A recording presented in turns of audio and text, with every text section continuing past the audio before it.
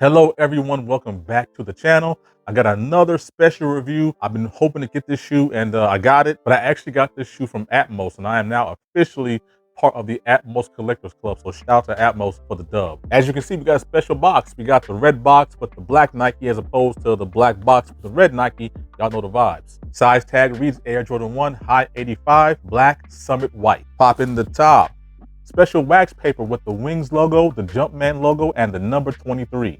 Inside, each shoe is individually wrapped with the wax paper on it. Ladies and gentlemen, I'm beyond pleased to present to you the Air Jordan High 85 OG black and white. Yes, yes, yes. And as I've always said in the past, sometimes if you've seen one Jordan 1 review, you've seen it all, but these are a little bit different. These harken back to a classic time, especially with the movie Air coming out, which is starring Matt Damon, Ben Affleck, I believe is directed by Ben Affleck. You're gonna see a shoe in there, the Chicago 1 in its high 85 form. And that's kind of what this is, but let's talk about the shoe and then we're gonna go ahead and talk about the shoe. On the sole of the shoe, you have your standard radial traction pad. There's nothing different about that so far as I can tell. Again, this is the OG, so this came out in 1985 so far as I can tell. Coming up to the bottom, you have a nice summit white midsole. And I mean, pretty much you have a black and white Jordan 1 for the most part. Again, we're gonna dive into the minutia of everything, but you got a black and white Jordan 1. The toe box, you know, the panel here, the collar, white, swoosh, heel, ankle collar, straps, stabilizer straps, black. I mean, black and white Jordan 1. White nylon tongue with the black and white Nike Air tag. Again, standard, but here's some of the differences between the high 85 OG version and your typical Jordan 1 now. So first and foremost, the material. One of two things is happening here. There's either a ton of polyurethane coating on it, or there's no polyurethane coating on it and it's very, very thick leather. Typically on Jordan 1s, the less polyurethane coating, you can tell you have that really squishy type of supple material that people seem to go gaga for. People always reference the shattered backboard 1.0s as the benchmark for leather, and this is not that. This is a much, much stiffer material, which again leads me to believe it's either thicker cuts or it's coated in a ton of polyurethane. I'm more inclined to believe that you have better quality, thicker cuts of leather on this shoe. This shoe also came with a white spare pair of laces, which is really nice. I feel like I'm gonna go with the white in the long run, but we'll see. And also cool, another throwback to 1985 is the actual tech specs of the shoe. Now, one of the best YouTubers I know of is Nightwing, and he kind of has these specs memorized at the back of his hand. He's over there on Wear Testers. Like I said, he's an encyclopedia of these things. But if you're not, keen on those materials and all the tech specs, this is a great resource to learn and commit to memory. I don't know if I'm gonna do it, but I mean, here you are.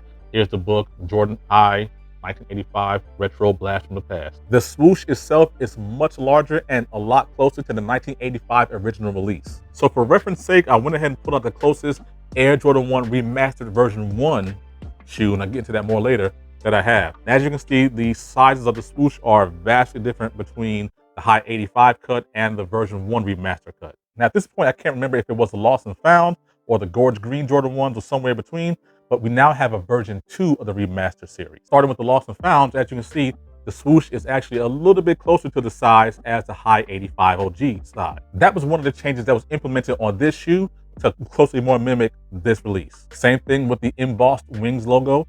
That is something that's a staple of the Air Jordan High 85 cuts, as well as now on a remastered version 2 cut. Again, for reference, version 1, version 2, debossed and embossed logos at the wings.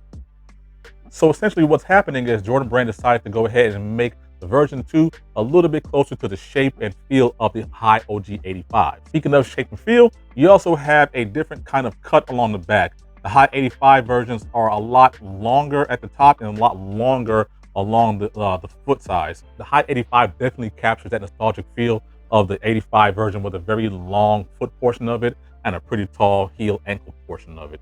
And again, version 2 was seeking to capture some of that same magic. This is actually a blend between the 1994 and kind of 1985 version of the Jordan 1. That is also true of the swoosh and actually font style of the logo on the tongue tag itself. Hopefully you also be able to notice there's a little bit of an elongated toe box on the high 85 version, again, harkening back to that classic release. And on the interior, you actually have what I believe was an actual sample style sticker that's, again, made to mimic the versions in 1985. Which is a nice little touch. And I think this is how sample stickers again looked. And this is when they decided to have shoes made.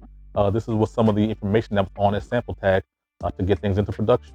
Very, very, very cool. Another throwback tidbit, if the camera will go ahead and zoom in and focus there, you have like the size of the shoe and I believe the actual production date. I had an answer for what that XC meant. I lost that answer. If anyone knows down in the comments, let me know. And that's pretty much it as far as the differences in construction and build of the High 85 Jordan 1. Now, this particular colorway is, I think, one of like 12 or so original colorways. And then again, hopefully all this will come out in the movie Air. And if someone knows better, correct me down in the comments.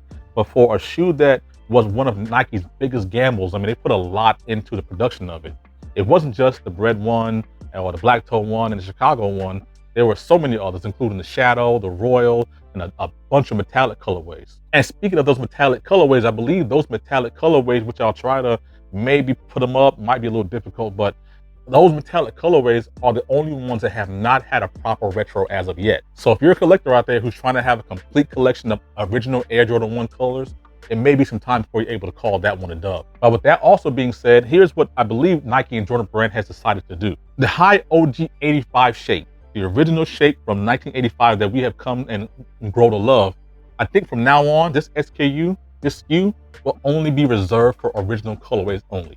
So that being said, you may look forward to possibly the Breads, the Black Toes, the Royals, Shadows, maybe some metallics, the high neutral grays that came out a couple years ago. We have the Georgetown samples. We have the red and whites, and we have the black and reds. All of those shoes are original colorways, which are specifically designed to now go only on the High 85 cut. The remastered version 2 will only get remixes, new colorways, and things that aren't OG colors going forward. Which in actuality, I think is actually pretty dope. It gives you a chance to feel some of that nostalgia in the way it was released, and you can also save your remix, your new colorways, all the kind of funky stuff that Jordan Brand's putting out for a different model altogether. Now, if you want a collection of OGs in the shape, form, and fashion they came in, they're gonna be in this OG High 85 cut. So lastly, also as far as sizing is concerned, I picked up my natural size 11, but I believe you might be able to go a half a size down depending on the width of your foot. I feel like the High 85 is a little bit narrower than your standard Air Jordan 1 High. I believe the High 85 is a little bit longer, so you could potentially get away with going down a half size if you so chose. And depending on the aftermarket, that may save you a couple bucks as well. Now beyond that, there's not too much else I can say about this shoe. By and large, I feel like I despise people calling these the Jordan 1 Pandas. I don't want to sound like an old head. I know old heads who say that Jordan 4 Bread should not be called the Bread, should only be called the Black Cement. And I feel like that's true here. Do not call this the Panda. To me, this is the OG High 85 Black Summit White. If Black Summit White is a mouthful, just don't pronounce the shoe.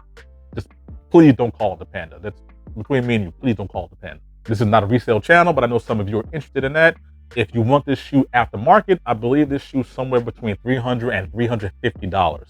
The good thing is, I guess certain colorways of the High 85 don't do exponential numbers. I think the neutral gray Jordan 1 High 85 OG, I think is fairly low.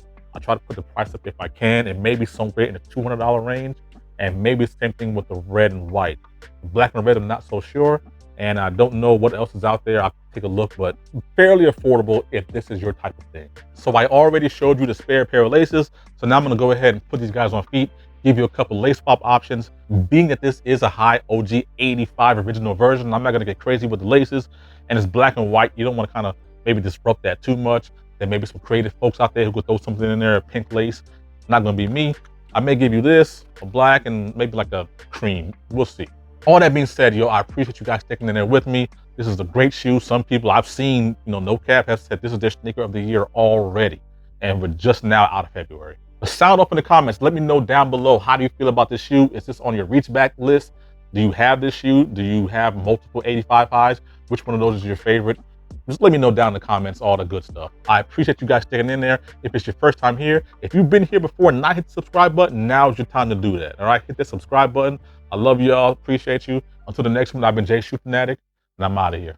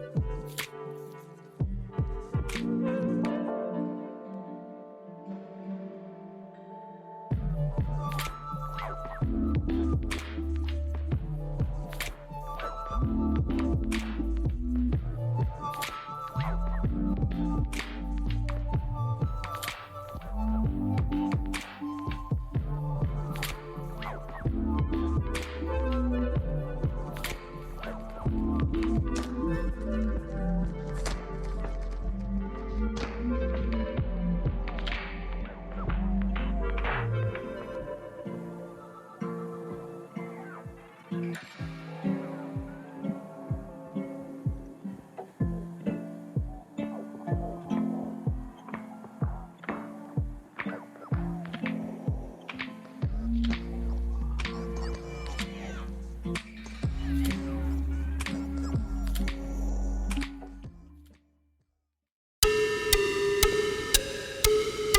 lot of smell. Oh, the original cut. There it absolutely is. I might like it better than the 2020 version. Oh.